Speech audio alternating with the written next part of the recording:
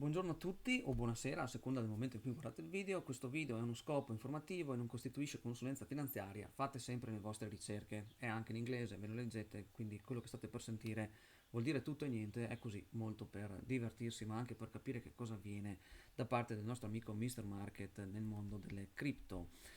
Passiamo direttamente alla visualizzazione screen. Oggi parliamo di mempool.space. Molti mi hanno chiesto che cosa intendo quando parlo di questo, che cosa sono le transazioni su Bitcoin, eccetera. C'è anche qui una valangata di fuffaguro che hanno letto il libro Bitcoin, come si chiama, quel libro che non so neppure che cosa sia perché non mi interessa, e, che non hanno la più pallida idea di come funzionano i miners. I miners hanno il potere riguardo a tutta la rete di Bitcoin e il mempool ci aiuta a vedere che cosa sta accadendo a questi miners, che cosa fanno, dove potrebbero essere diretti e quando soprattutto sta per scatenarsi qualcosa di importante che merita di essere tenuto sotto osservazione. Se voi vedete che nel mondo delle cripto comincia ad esserci una certa tensione, la prima cosa è andare a vedere che cosa accade all'interno del mempool space.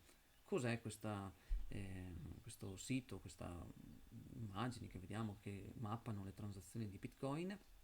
Niente, non è niente di particolare, ci fanno vedere solo quando sarà minato il prossimo blocco, quanti Bitcoin transazioni ci sono all'interno di questo blocco e come potete vedere comunque mantiene la sua stabilità di circa un blocco ogni 10 minuti, quant'è il reward che riceveranno per ogni blocco minato e quante transazioni poi passano all'interno di questo blocco. Senza addentrarci troppo nei particolari di quale sarebbe il limite della memoria di Bitcoin, che come potete vedere è tre volte superiore, l'uso della memoria è tre volte superiore rispetto a quanto previsto dal protocollo di Bitcoin stesso, il che non è, se proprio dovete credere in Bitcoin, già non sarebbe corretto il fatto di utilizzare di più di quello che c'è. Un'altra cosa che non è tanto giusta è il fatto di scartare tutte le transazioni che sono sotto un certo livello di priorità, il che vorrebbe dire che non è più una rete che dà la stessa possibilità a tutti quanti, semplicemente vengono scelte. Infatti il modo in cui funziona il mempool è proprio dare la possibilità ai miners di decidere quali di queste transazioni che vengono chieste potrebbero essere più convenienti. Il sistema, l'algoritmo dei vari miners va semplicemente a vedere quali sono quelle che sono più interessanti, le mette dentro. Il primo che azzecca il codice di verifica, per semplificare, mina il blocco e dice: Bon, tutte queste transazioni sono autorizzate, chiudiamo il blocco. Loro ricevono in cambio il,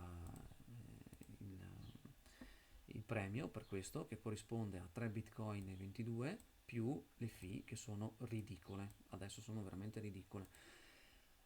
Per fare un conto corretto dovete sapere che circa adesso i miners spendono 40.000 dollari a bitcoin minato, cioè non a blocco, a bitcoin che viene fuori. Quindi se vengono dati questi 3 bitcoin in cambio del mining, loro hanno speso 4, 8, 12, circa 120.000 dollari per poter minare questo blocco e ricevere indietro 3 bitcoin. Di 120 hanno una resa di 206.000 dollari, 210, quindi vuol dire che hanno circa 100.000 dollari di guadagno. Se togliete le spese della corrente, le spese di gestione, le spese di questo e di quell'altro, che sono già comprese, no, in questi 40.000, no, di costi, loro hanno comunque un netto utile di circa 100.000 dollari ad oggi di guadagno. Se il prezzo dovesse scendere sotto tanto a quello previsto, cioè adesso siamo a 64.000, se dovesse scendere sotto un certo livello, il mantenimento della rete non sarebbe poi così conveniente. Poi si va a entrare su altri discorsi che sono quelli: sì, ma la rete fa il difficulty adjustment, infatti si vede già che c'è qualcosa di importante previsto, e allora col difficulty adjustment è più semplice, viene richiesta meno potenza, però questo vuol dire che fa saltare anche i miners. Se vogliamo proprio metterla sul tavolo, ci fa saltare i miners. Ad ogni modo, spesso mi è capitato di notare che improvvisamente salgono le transazioni non confermate. e soprattutto, questo qui è un grafico che mostra le ultime 2 ore, fa vedere il numero di transazioni richieste che aumenta improvvisamente in un determinato momento della giornata. Ad esempio questo alle 6:40 ha avuto uno spike abbastanza importante. Non è tanta roba, perché stiamo parlando di 4000 VB al secondo, quindi non è niente di importante. Quando però comincia ad arrivare a 12.000, 20.000 o anche di più, bisogna iniziare a preoccuparsi, perché lì sì il prezzo del Bitcoin comincia a muoversi.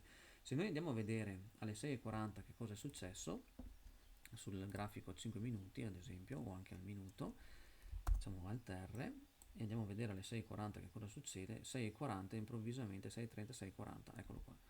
6:40 ci fa vedere che questo spike importante di transazioni che è arrivato tutto sul momento mi ha portato il prezzo da 64.002 a 64.078.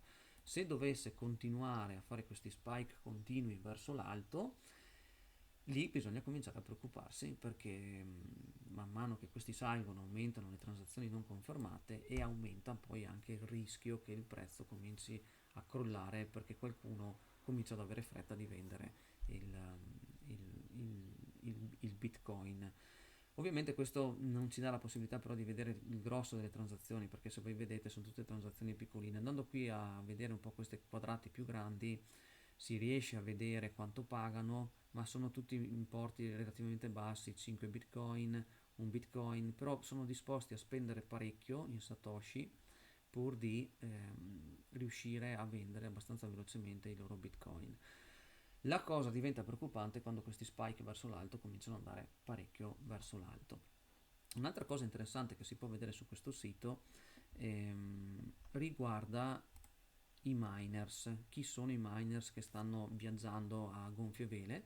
E nell'ultimo periodo si nota che il Foundry USA sta cominciando a prendersi una fetta abbastanza importante, più del normale, insieme ad Antpool. Loro due si dividono un po' la fetta dei blocchi minati. F2 Pool invece ha cominciato a uscire di scena, quindi potrebbe essere che F2 Pool, che se non ricordo male è cinese, potrebbe avere dei problemi. Potrebbe avere dei problemi. Qui vediamo un po' come l'hash rate, come è salito nel corso del tempo del 2024, dove si trova adesso, e possiamo anche notare che c'è un rischio forte che questo hash rate possa scendere. Ho delle idee ben precise a riguardo, magari le farò vedere in un video appena ho un po' di tempo, però bisogna stare anche attenti a questo, perché questo dimostra anche un po' l'interesse che c'è nel Bitcoin, e soprattutto quanti retail saranno truffati da questa mania di grandezza di arrivare a 100.000, 200.000. E quindi adesso ufficialmente abbiamo tre miners che si gestiscono il grosso dei blocchi minati, con non pochi costi, il che vuol dire che aumentano. Se sono solo tre che gestiscono, in realtà io ne vedo due, perché il 50% è gestito da due persone, da due entità. Queste due entità potrebbero diventare pericolose per l'intera parte di ciò che riguarda il mining di Bitcoin. Una persona intelligente vede in tutto questo, un attimo solo che ci sono i cani, una persona intelligente vede in tutto questo che la rete dei miners non è, ripeto, la rete dei miners non è decentralizzata, il che vuol dire che i miners hanno in mano tutto quanto il potere dei bitcoin. Questa è una cosa che i bitcoiners non capiscono, perché dovrebbe essere più distribuita, dovrebbe avere una distribuzione ben diversa. Invece ci sono delle grosse entità che hanno in mano tutto quanto il potere. Ciò che dovremmo chiederci è se queste entità, a fronte di quanto hanno guadagnato nel corso del tempo e la potenza di hash rate che sono riusciti ad avere, qua si vede anche la dominance di questi gruppi, che cosa accade quando questi gruppi cominciano ad avere un hash rate molto importante e anche un pool dominance abbastanza importante. La guerra dell'hash rate comincia a essere un po' eccessiva qui, il che potrebbe portare, qui non c'era sfida in questa situazione qui, ma quando poi le cose cominciano a invertirsi, potrebbe anche andare ad invertirsi un po' le eventualità che le cose vadano male per quanto riguarda Bitcoin. E niente, spero di aver spiegato anche in questo caso che cosa accade e a cosa bisogna stare attenti. Ciò che dobbiamo stare attenti è questi spike. Questi spike che ci sono qui potrebbero darci la possibilità o la visione corretta di ciò che sta per avvenire all'interno del movimento. Questo ovviamente è molto utile per i trader. Come vi ho già detto, io credo che il settore delle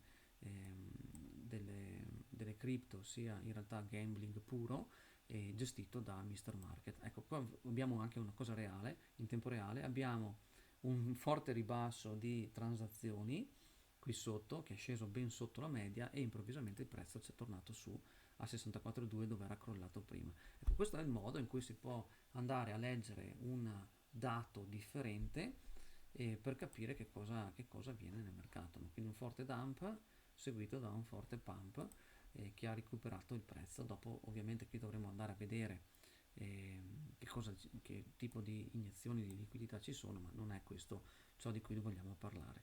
Vi auguro un buon proseguimento, un buon trading, un buon gambling se siete addicted alle cripto. Per quanto riguarda questo, abbiate sempre l'accortezza di usare il cervello e di non rischiare troppo quello che in realtà non ha nessun valore dal punto di vista pratico. È un gioco, Mr. Market lo sta facendo bene, è più importante seguire quello che fa Mr. Market e capire come si muove la liquidità, anziché seguire sogni che possono essere realizzati lavorando con attenzione per qualche anno.